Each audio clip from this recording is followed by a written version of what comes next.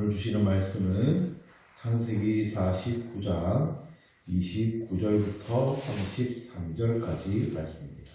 저와 여러분 한 절씩 교독하겠습니다. 그가 그들에게 명하여 이르되 내가 내 조상들에게로 돌아가리니 나를 햇사람 에브론의 밭에 있는 굴에 우리 선조와 함께 장사하라. 우리를 가나안 땅에 머무르는 막멜라 밭에 있으라. 아브라함이 햇사람 그분에게서 밭과 굴에 사서 그의 내가위를 삼았으므로 아브라함과 그의 아내 사라가 거기 장사되었고 이삭과 그의 아내 리브가도 거기 장사되었으며 나도 레아를 그곳에 장사하였노라. 이 밭과 굴에 있는 굴은 햇사람이 설정한 것이니라. 다같이 야곱이 아들에게 명하기를 마치고 그 발을 침상에 모으고 손을 거두니 그의 백성에게로 돌아갔더라. 아멘. 야곱의 파란만장했던 일생이 끝나고 이제 야곱의 장래에 대한 내용을 오늘 본문에서 보게 됩니다. 오늘 이제 우리가 읽은 본문에서 이제 야곱이 죽게 되고요. 50장에 들어가면 이제 야곱의 장래 과정이 아주 상세하게 기록되어 있습니다. 성경에서 한 사람의 장래 과정을 이렇게 상세하게 기록한 곳이 또 없습니다. 아브라함과 이삭의 경우에는 나이가 많아 늙어서 기운이 다하여 죽어 열조에게로 돌아갔다. 막벨라굴에 장사하였다. 이 정도가 전부입니다. 이후에도 이 장래 과정을 이렇게 상세히 기록한 인물이 없습니다. 사실 성경은요, 장례식에 큰 의미를 두지 않습니다. 죽음은 끝이 아니기 때문이죠. 천국으로 들어가는 관문일 뿐입니다. 그래서 우리는 발인을 천국 환송이라고 부릅니다. 이 땅에서의 헤어짐은 비록 우리에게 너무나 슬픈 일이지만 천국에서 그가 영원한 삶을 살아갈 것을 생각하면 이건 기쁜 일인 거예요. 이 땅에서는 남은 사람들이 슬퍼하고 있겠지만 천국에서는 잔치가 벌어지고 있을 거예요. 네. 그래서 성경은 장례 절차에 그렇게 주목하지 않는 것 같습니다. 야곱은 자기가 돌아갈 본향에 대한 소망을 뚜렷이 가지고 있었습니다. 우리 49장에서 12아들을 불러놓고 각 사람의 분량대로 축복하기를 마쳤고요. 이제 29절 이하에서 다시 한번 당부를 하죠. 나를 꼭 막벨라 굴, 우리 선조와 함께 장사해라. 그러면서 그 땅에 대해서 자세히 설명하고 있습니다. 창세기를 쭉 살펴오셔서 아시겠지만 야곱이 이 말을 처음 한 것이 아닙니다. 47장에서 요셉을 불러놓고 맹세하게 하면서 또 이 말을 했어요. 그리고 12아들에게 다 축복한 이후에도 지금 이 말을 하고 있습니다. 33절에서 야곱이 아들에게 명하기를 마치고 그 발을 침상에 모으고 숨을 거두니 그의 백성에게로 돌아갔더라. 야곱의 이 땅에서의 마지막 말이 나를 막벨라 굴에 장사하라 라는 말이었어요. 그리고 이 말을 마치고 나서 침상에 곧게 누워 숨을 거둡니다. 참 점잖고 복된 모습으로 숨을 거둔 것 같아요.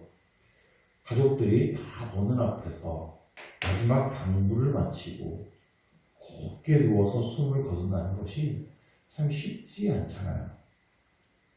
우리가 태어나는 것도 내 마음대로 되는 것이 아니고 죽는 것도 내 마음대로 할 수가 없습니다. 근데 사는 날 동안 우리가 기도는 할 수 있잖아요. 좀 이런 모습으로 우리의 생을 마감하게 해달라는 기도가 우리에게 필요할 것 같습니다. 야곱은 가나안 땅에 대한 소망을 뚜렷이 가지고 있었습니다. 나는 꼭 그곳에 묻혀야 된다고 자녀들에게 거듭 신신당부를 합니다. 가나안 땅은 하나님께서 허락하신 약속의 땅이에요. 하나님의 백성의 본향을 의미합니다. 그래서 그곳은 천국을 상징합니다. 자, 야곱이 왜 이렇게 막벨라굴에 묻혀야 된다라고 신신당부를 했을까요? 자녀들을 못 믿어서 불안해서라기보다는 자녀들에게 이 소망을 뚜렷하게 불피하기 위해서입니다. 우리가 지금 비록 애굽 땅에서 살고 있지만 우리가 가야 할 곳은 가나안 땅이라는 사실을 기억하게 하기 위함입니다. 잊지 않게 하기 위함입니다. 그래서 막벨라굴 이야기를 합니다. 그래서 결국 출애굽을 했을 때 그 막벨라굴이 있는 그 헤브론 땅을 소망했던 사람, 갈렙과 같은 사람이 나타나는 것이죠. 야곱의 가족들은 애굽에서 극진한 대우를 받고 있습니다. 요셉 덕분입니다. 애굽은 가나안 땅하고는 비교도 안 될 정도로 풍족한 곳이에요. 훨씬 살기 좋습니다. 아무리 고센 땅에서 구별되어 살아가고 있다고 할지라도 애굽에서의 삶에 나도 모르게 젖어들 수 있어요. 그러기가 쉽습니다. 우리가 가야 할 곳은 천국이라는 사실을 분명히 우리가 믿고 있어요. 그러나 천국은 우리 눈에 보이지 않아요. 우리 눈에 보이고 지금 살고 있는 것은 이 땅입니다. 그래서 나도 모르게 이 땅에서의 삶에 젖어들 수 있습니다. 내가 가야 할 곳은 천국이라는 사실을 알지만 잊어버립니다. 이게 무서운 겁니다. 아는데 잊어버려요. 이 땅에서 사는 게 너무 바빠서 천국에 갈 생각을 안 하는 거예요. 천국에서의 삶을 준비하지 않습니다. 천국을 위해 살아가지 않습니다. 이 땅에서의 삶에만 급급한 거예요. 이 땅에서의 삶은 고통과 눈물과 걱정과 한탄뿐입니다. 그러니 이 땅의 것만 바라보며 살아가는 삶의 마음에도 고통과 눈물과 걱정과 한탄뿐일 수밖에 없는 거예요. 그러나 천국에서의 삶은 위로와 기쁨과 감사와 평안입니다. 그래서 천국을 바라보며 사는 삶의 마음속에도 위로와 기쁨과 감사와 평안이 있는 것입니다. 우리의 시선은 잠시뿐인 이 땅에서의 삶이 아니라 영원한 천국을 바라보아야 합니다. 우리가 자손들에게 남겨주어야 하는 것도 이 땅의 것이 아니라 영원한 천국에 대한 소망이어야 하는 것입니다. 거듭거듭 내 마음에 되새기면서 천국을 바라보기에 힘써야 합니다. 자손들에게도 천국에 대한 소망을 신신당부해야 하는 것입니다. 야곱은 그렇게 천국에 대한 소망을 가지고 이 땅에서의 삶을 마감했는데요. 이제 50장으로 들어오면 야곱의 장례가 진행되는 과정을 상세히 기록하고 있습니다. 이유가 있겠죠. 의미가 있습니다. 50장으로 넘어가서 2절을 보시면 요셉은 의원에게 명하여 아버지의 몸을 향으로 처리하게 합니다. 3절을 보시면 40일이 걸렸다고 나옵니다. 이게요, 애굽식 장례 방법이에요. 이집트에서는 시신을 미라로 처리합니다. 성경에서 시신을 미라 처리한 사람이 딱 두 사람인데 야곱이고 또 한 사람은 요셉이에요. 자, 미라 처리할 때는 사람의 장기를 다 꺼냅니다. 뇌까지 다 꺼냅니다. 그리고 그 안에다가 향신품 처리를 해요. 그리고 뭐 질산이라든지 부패하지 않도록 약품을 바르는데 그 기간이 딱 40일이 걸립니다. 이렇게 복잡하고 돈도 많이 들기 때문에 아무나 미라 처리를 하지 않습니다. 초고위직에 있는 사람들, 왕의 관열에 있는 사람들만 미라 처리를 합니다. 그 시신을 미라 처리하는데 40일이 걸리고 이후에 곡하는 기간이 또 30일이 걸립니다.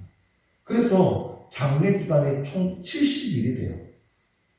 3절에 보시면 애굽 사람들이 그를 위하여 곡하였습니다. 그러니까 야곱이 죽었는데 국장을 치르고 있다는 것을 알 수 있습니다. 누구 때문입니까? 요셉 때문이죠. 당시에 애굽에서 요셉의 위치가 어느 정도였는지 알 수 있는 거예요. 자, 곡하는 기간이 다 지나니까 요셉은 바로에게 사람을 보냅니다. 상중이기 때문에 바로에게 직접 찾아가지 못해요. 사람을 보내서 청을 하는데 5절입니다. 우리 아버지가 나로 맹세하게 하여 이르되 죽거든 나를 가나안 땅에 내가 파놓은 묘실에 나를 장사를 하였나니 나로 올라가서 아버지를 장사하게 하소서. 내가 다시 오리이다 그랬더니 사람의 인격과 지혜는 말에서 드러납니다. 같은 말임에도 듣는 사람이 기쁜 마음으로 듣도록 말할 줄 아는 것이 인격이고 지혜예요. 야곱은 요셉을 불러서 맹세하게 할 때 애굽의 나를 장사하지 말아라. 가나안 땅 조상의 묘지에 장사하라고 명했어요. 이 말을 그대로 전해서 우리 아버지께서 애굽 땅에 절대 장사하지 말라고 하셨습니다. 가나안 땅에 가야 되겠습니다. 라고 말하면 바로가 좀 기분 나빠할 수 있겠죠. 애굽 땅에 와서 기껏 살게 해줬던 이 땅을 절대 놓치기 싫다고만 해. 이렇게 생각할 수 있는데 기분 나쁘지 않게 말을 잘했어요. 바로가 흔쾌히 허락했고 어마어마한 장래 행렬이 이제 애굽에서 나오게 됩니다. 7절에 보시면 바로의 모든 신하와 바로궁의 원로들과 애굽 온 땅의 원로들이 다 함께합니다. 애굽의 모든 고위 간직들이 다 이 행렬에 함께합니다.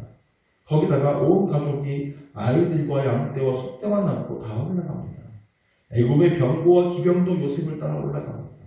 10절을 보시면 그들이 요단강 건너편 아닷 타작 마당에 이르러 크게 애통합니다. 여기는 요단강의 동편입니다. 가나안 땅은 요단강의 서편에 있어요. 그 이후에 12절 이하를 보면 야곱의 아들들이 가나안 땅 막벨라 굴에 장사합니다. 이들만 요단강을 건넌 것입니다. 애굽에서 가나안 땅으로 가는 길이 있는데 굳이 요단강을 건너지 않아도 됩니다. 바로 직통하는 길이 있습니다. 그런데 굳이 빙 둘러서 지금 요단강을 건너서 들어갑니다. 왜 굳이 이 많은 인원이 둘러가는 길을 선택해서 힘들게 요단강을 건너갔을까요? 이게 상징하는 바가 있겠죠. 5절에서 9절까지 말씀에서 반복적으로 등장하는 동사가 있는데 올라가다라는 동사입니다. 매 절마다 있어요. 올라간다라는 단어가 히브리어로 알라라는 단어인데 이 단어는 이스라엘이 출애굽하는 과정에서 반복적으로 등장합니다. 즉 지금 야곱의 장래 행렬의 규모도 그렇고 경로도 그렇고 쓰여지는 단어까지 이 모든 그림이 이스라엘 자손들이 400년 후에 출애굽할 때의 모습을 미리 보여주는 모형이 된 거예요. 야곱의 장래가 출애굽의 예행 연습이 됐습니다. 근데 출애굽 때와 차이점은 분명히 있어요. 지금은 바로가 흔쾌히 허락했지만 출애굽 때는 바로가 지독하게 거절할 거예요. 지금은 애굽의 신하들이 함께하지만 출애굽 때는 종선이라던 수많은 잡족들이 함께할 겁니다. 지금은 애굽의 병거가 호위하고 있지만 출애굽 때는 이들을 추격할 겁니다. 지금은 어린아이들과 양떼와 소떼들을 남겨두었지만 출애굽 때는 모두 데리고 나올 겁니다. 창세기는 모세 오경입니다. 모세가 이 글을 쓸 때 이스라엘 백성들은 가나안 땅을 향하여 가고 있어요. 우리가 가는 이 길은 우리 조상 야곱이 갔던 길이다. 나는 가나안 땅 막벨라굴에 묻혀간다고 신신당부했던 그 길을 우리는 가는 것이다. 우리는 애굽의 풍요로움에 있어서는 안 됩니다. 반드시 가나안 땅으로 가야 한다. 이것을 이스라엘 백성들에게 수없이 다짐시켰을 것입니다. 10절을 보시면 그들이 요단강 동편에서 크게 울고 애통합니다. 가나안 땅 백성들은 그 애통을 보고 이는 애굽 사람의 큰 애통이라고 불렀습니다. 그 땅의 이름을 아벨 이스라엘, 애굽의 곡소리라고 붙였습니다. 그 이후에 12절에서 야곱의 아들들이 가나안 땅으로 들어갑니다. 야곱의 아들들만 들어갔어요. 결국 이 장면은 출애굽을 미리 보여줄 뿐만 아니라 하나님의 백성이 천국으로 들어갈 때의 모습을 미리 보여주고 있습니다.